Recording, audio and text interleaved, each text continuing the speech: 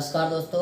आज के इस वीडियो में हम भौतिक भूगोल के अंतर्गत मृदा अपरदन यानी कि सॉइल इरोजन के बारे में पढ़ेंगे दोस्तों, जिसमें हम अपरदन को देखेंगे दोस्तों कि अपरदन का मतलब क्या होता है और अपरदन मृदा अपरदन की परिभाषा देखेंगे। मृदा अपरदन के कारणों को इन डायग्रामों के माध्यम से देखेंगे दोस्तों। ये भारत का मैप बना हुआ है, इसमें हम मृदा अपरदन के कारणों को बताएंगे दोस्तों। और ये जो है तो एक अलग से डायग्राम बना हुआ है दोस्तों, जिसमें हम जो है तो भूस्खलन के बारे में बताएंगे कि क्या होता है तो, और जो है तो मृदा अपरदन के प्रकारों के बारे में बताएंगे दोस्तों। तो इस प्रकार से दोस्तों वीडियो काफ़ी इंपॉर्टेंट होने वाली है, तो वीडियो को प्लीज़ बिना स्किप किए हुए शुरू से लास्ट तक जरूर देखिएगा। वीडियो अगर पसंद आए तो वीडियो को लाइक और शेयर जरूर करिएगा। तो चलिए दोस्तों, बिना किसी देरी के हम वीडियो शुरू करते हैं। तो हम देख लेते हैं दोस्तों कि जो अपरदन है, अपरदन का मतलब क्या होता है। तो अपरदन का मतलब होता है दोस्तों कि कोई भी वस्तु है, उसके जो टुकड़े हैं दोस्तों, तो टुकड़े जो है तो जल के माध्यम से या हवा के माध्यम से एक स्थान से दूसरे स्थान पर चले जाएं दोस्तों, परिवहन हो जाए उन टुकड़ों का, वही कहलाता है दोस्तों अपरदन। लेकिन यहाँ पे हम देखने वाले हैं मृदा अपरदन। तो मृदा अपरदन क्या होता है दोस्तों?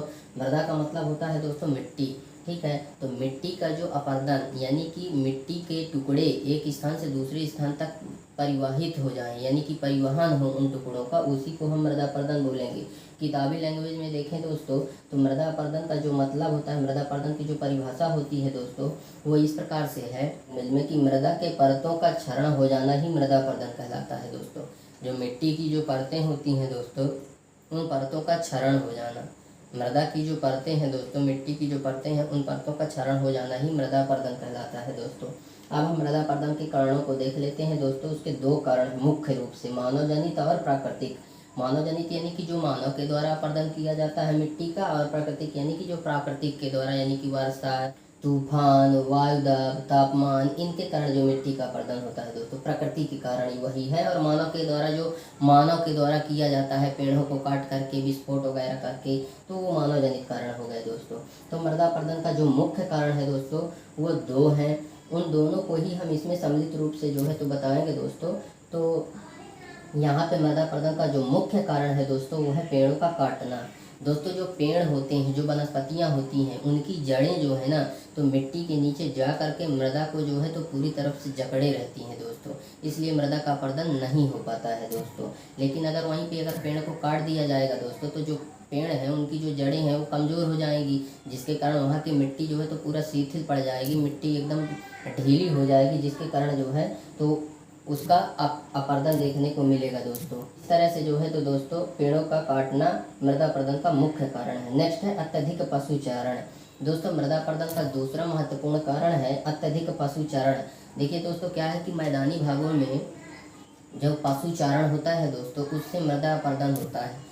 वो दो प्रकार से हो सकता है दोस्तों। जैसे मान लीजिए मैदानों की घास काट के, जंगलों की घास काट के अगर आप जानवरों को खिलाते हैं, हरी घास काट के, तो जो घास को काट लिया गया है दोस्तों, वो कहीं ना कहीं जो है तो प्रभावित होगी। कुछ घासें सूख जाएंगी, मर जाएंगी, जिसके कारण उसकी जड़ें कमज़ोर हो जाएंगी और वहाँ पे जो है तो मृदा का अपरदन होगा। और अगर दूसरा ये है, उसी में पशुचारण में अगर पशुओं को उसको चरने के लिए छोड़ दिया जाए दोस्तों, तो क्या है कि जब वो पशु उसको चरेगा तो उसको खींचेगा पकड़ से, अपने मुंह से उस फसल को पकड़ के जो है तो तीनेगा, जिससे क्या होगा कि कुछ घासें जो है तो उखड़ आएंगी और जो है, और कुछ जो है तो जड़ें वहीं पे उखड़ के जो है तो प्रभावित हो जाएगी पशुओं से, जिसके कारण क्या है कि मिट्टी वहाँ की पूरी ढीली पड़ जाएगी और उसका जो है तो अपरदन होगा दोस्तों। तो इस तरह से जो है तो अत्यधिक पशुचारण भी मृदा अपरदन का प्रमुख कारण है। और नेक्स्ट है हमारा भूस्खलन। स्खलन का मतलब है दोस्तों कि कोई भी चीज़ एक स्थान से दूसरे स्थान तक खिसक के चली जाए, वही है भूस्खलन दोस्तों। जैसे मान लीजिए कोई पर्वत है, पर्वत में ये कोई पेड़ खड़ा हुआ है दोस्तों, तो ये पेड़ की जो है तो ये जड़ें हैं दोस्तों, ठीक है। और यहाँ पे जो है तो ये पेड़ है और पेड़ की ये जड़ें हैं। ये पेड़ अगर यहाँ से काट दिया जाए तो इसकी जड़ें जो है तो सूख जाएंगी। जब सूख जाएंगी तो यहाँ की जड़ें जो है तो सूख जाएंगी, तो मिट्टी जो है तो ढीली पड़ जाएगी, इसलिए मिट्टी यहाँ से खिसक के यहाँ नीचे आ जाएगी दोस्तों। इस तरह से देखिए ये मिट्टी है, ये मिट्टी खिसक के आ गई है दोस्तों, तो खिसक के नीचे ही आ जाएगी दोस्तों, जिसे हम जो है तो भूस्खलन बोलेंगे दोस्तों, ठीक है। और नेक्स्ट है हमारा झूमिंग कृषि। झूमिंग कृषि क्या होता है दोस्तों कि जब किसान अपने जीवन यापन के लिए एक स्थान से दूसरे स्थान तक जाता है कृषि करने के लिए, तो वहाँ पे क्या करता है कि जो वन होता है दोस्तों, तो वनों को जो है तो साफ़ करता है, आग वगैरह लगा के वनों को साफ़ कर देता है, वनों में आग लगा देता है, उसको साफ़ कर देता है, पेड़ पौधों को काटता है दोस्तों, और फिर वहाँ पे साफ़ सफाई करने के बाद वहाँ पे कृषि कार्य शुरू करता है दोस्तों। और 6 मंथ उन्होंने जो है तो कृषि की, एक फसल उगाई और एक फसल का उपज लेने के बाद दोस्तों वहाँ से वो दूसरी जगह के लिए पलायन हो गए, फिर दूसरी से तीसरी जगह के लिए पलायन हो जाते हैं दोस्तों। तो इस तरह से क्या होता है कि मृदा कहीं ना कहीं जो है तो उससे प्रभावित होती है, मृदा का अपक्षय होता है दोस्तों। जैसे वनों को उजाड़ते हैं, तो वनों के उजाड़ने से जो पेड़ पौधे उन्होंने काट डाले हैं, तो उनकी जो जड़ें हैं वो कहीं ना कहीं जो है तो मृदा अपरदन को प्रभावित करती हैं। ठीक है, तो इस प्रकार से झूमी कृषि हो गई मृदा अपरदन का कारण। नेक्स्ट है जलीय अपरदन। जलीय अपरदन क्या होता है दोस्तों, जब जल के कारण मृदा का अपरदन हो दोस्तों। जैसे भीषण बारिश होने से क्या होता है कि नालियों के रूप में जब जल बहने लगता है, तो वो अपने अगल बगल प्लस अपने नीचे जो उसका तलहटी भाग होता है, तल भाग होता है, वहाँ का भी जो है तो अपरदन करता है दोस्तों। वही है जलीय अपरदन। और जैसे ठंड प्रदेशों में जो है तो दोस्तों जो बर्फबारी होती है, बर्फ पड़ने से क्या होता है कि चट्टानों में दरारें होती हैं, सुराखें होती हैं, वहाँ पे वह बर्फ जम जाता है, और जब दिन के समय सूर्य का ताप जब बढ़ता है दोस्तों, तो वह बर्फ जो है तो पिघलता है, और पिघलने से क्या होता है कि वह बर्फ पिघल करके वहाँ से बह जाता है, जिसके कारण जो है तो चट्टानें कहीं ना कहीं प्रभावित होती हैं। वहाँ पे अक्षय अपरदन का जो है तो पूर्ण रूप से हमें दिखाई देता है दोस्तों। नेक्स्ट है वायु अपरदन। वायु अपरदन यानी कि वायु के द्वारा जब मृदा का अपरदन हो दोस्तों, यानी कि भीषण वायु आ जाए, तूफान आ जाए, तो वहाँ पे मिट्टियाँ, बहुत सारी मिट्टी जो है तो उड़ जाती है तूफान में, मृदा का कटाव हो जाता है दोस्तों। ठीक है, जैसे आप रेगिस्तानी प्रदेशों में देखेंगे, रेगिस्तानी क्षेत्रों में, तो वहाँ पे तापमान जो है तो ऊंचा नीचा होता रहता है। तो रेगिस्तानी प्रदेश में क्या होता है दोस्तों कि वायु अपरदन से सबसे ज़्यादा मृदा का अपरदन होता है दोस्तों। ठीक है, वहाँ पे दोस्तों रेगिस्तानी क्षेत्र में यारडंग, न्यूगेन और बारंगा जैसी जो है तो मृदा की जो है तो आकृतियाँ देखने को मिलती हैं दोस्तों। वायु अपरदन के कारण वो मिट्टियों का कटाव होता है, तो इस प्रकार की आकृतियाँ देखने को मिलती हैं दोस्तों। उसके अलावा दोस्तों अपने मध्य प्रदेश में भी आप देख सकते हैं कि जो मार्च से जुलाई के बीच का जो समय होता है दोस्तों, उस समय जो है तो कोई फसलें नहीं उगाई जाती दोस्तों। पूरी ज़मीन एकदम जो है तो पूरी खाली पड़ी रहती है। ठीक है, तो पूरी मिट्टी एकदम पूरी तरह से दिखाई देती है दोस्तों। तो ऐसे में क्या होता है कि मृदा का कटाव होता है। जो तूफान आता है, हवा चलती है, हवा के चलने से जो मृदा उड़कर एक जगह से दूसरे जगह जाती है दोस्तों, तो उससे मृदा का कहीं ना कहीं कटाव होता है दोस्तों, मृदा अपरदित होती है। तो मृदा अपरदन का प्रमुख कारण है वायु अपरदन। ठीक है, नेक्स्ट हम देख लेते हैं हिमानी अपरदन। हिमानी अपरदन क्या है दोस्तों, जब बर्फ के द्वारा जो है तो मृदा का कटाव हो दोस्तों, तो उसको हम हिमानी अपरदन कहते हैं दोस्तों। हिमानी जो है तो भारत के नक्शे में आप देख सकते हैं दोस्तों, हिमानी वाला ये पूरा क्षेत्र है दोस्तों, क्योंकि ये सबसे ऊंचा वाला क्षेत्र है, और ऊंचा जो क्षेत्र है यह पूरा जो है तो बर्फीला क्षेत्र होता है दोस्तों, और ये वाला जो है तो पूरा मैदानी भाग होता है। ठीक है, तो ये बर्फीला क्षेत्र होता है, बर्फ यहाँ सबसे ज़्यादा जमी होती है, और बर्फ के पिघलने से ही जो है तो चट्टानें प्रभावित होती हैं, बर्फ के पिघलने से ही मृदा का अपरदन होता है दोस्तों।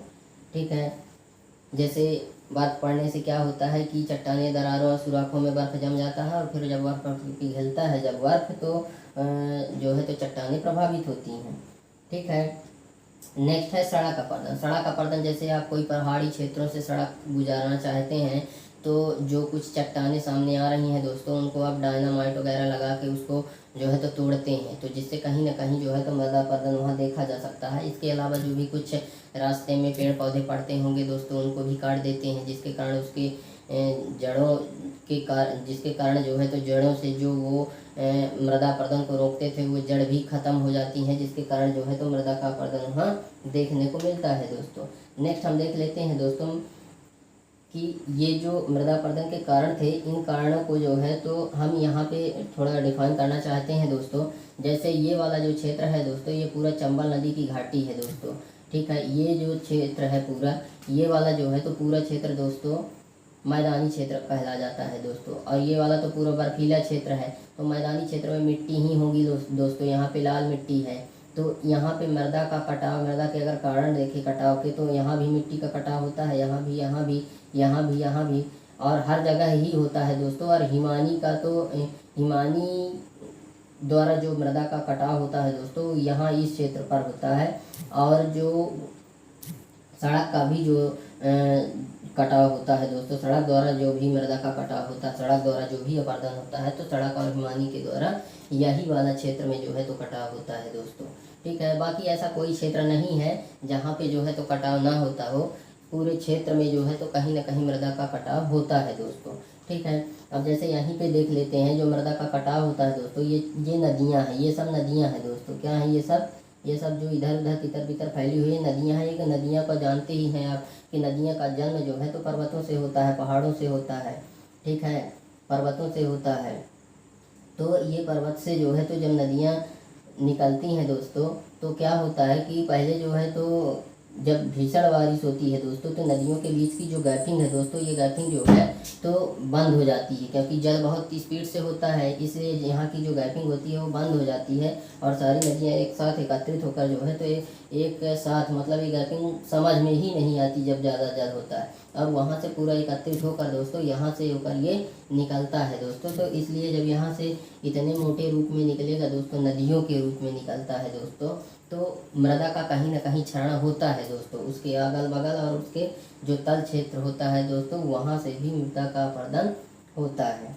ठीक है, नेक्स्ट हम देख लेते हैं मृदा अपर्दन के जो प्रकार हैं दोस्तों, वो निम्न प्रकार से हैं। जैसे पहला है परत अपर्दन।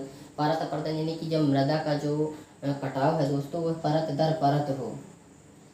ठीक है, उसे जो है तो परत अपर्दन। जैसे मान लीजिए ये कोई क्षेत्र है, जैसे मान लीजिए ये कोई क्षेत्र है, मृदा जब जो है तो वर्षा का पानी गिरा दोस्तों, तो यहाँ पे थोड़ा बहुत अपर्दन हुआ, लेकिन जब ज़्यादा जल आया दोस्तों, तो क्या हुआ, इस तरह से बहने लगता है। जब इस तरह से बहने लगता है दोस्तों, तो वहाँ पे परत दर परत अपर्दन होना शुरू हो जाता है। जैसे अब यहाँ से बहा दोस्तों, तो परत दर परत आएगा दोस्तों, ऐसे ऐसे ऐसे ऐसे ऐसे, तो वहाँ पे अपर्दन होगा दोस्तों, उसी को परत अपर्दन कहते हैं। नेक्स्ट है रील अपर्दन। रील अपर्दन क्या होता है दोस्तों, जब वर्षा का जल नालियों के रूप में बहे दोस्तों। ठीक है, तो वह अपने अगल बगल काटेगा और नीचे भी काटेगा। कटाव जो होगा, मृदा का जो अपर्दन होगा वो सेम होगा नालियों में, बट ये रील अपर्दन जो है तो ये ऐसे पतले नालियों में जाएगी और अवनालिका अपर्दन में है तो पूरा एक नाला की तरह जो है, तो जब नाला के साइज का जब जल जो है तो बहेगा दोस्तों, नदियों के आकार में जब जल बहेगा, उसको हम अवनालिका अपर्दन कहते हैं। तो इस प्रकार से दोस्तों हम उम्मीद करते हैं कि हमारा वीडियो आप लोग को बहुत ही अच्छी तरीके से समझ आ गया होगा। तो अगर वीडियो पसंद आया है तो वीडियो को लाइक और शेयर जरूर करें। एंड अगर अभी तक आप लोगों ने हमारे चैनल को लाइक और सब्सक्राइब नहीं किया है तो लाइक और सब्सक्राइब कर दें एंड बेल आइकन भी प्रेस कर दें, ताकि हमारी नई नई वीडियो की नोटिफिकेशन अब तक सबसे पहले मिले। तो दोस्तों आज के लिए बस इतना ही, मिलते हैं आप सभी से नेक्स्ट वीडियो में, तब तक के लिए जय हिंद।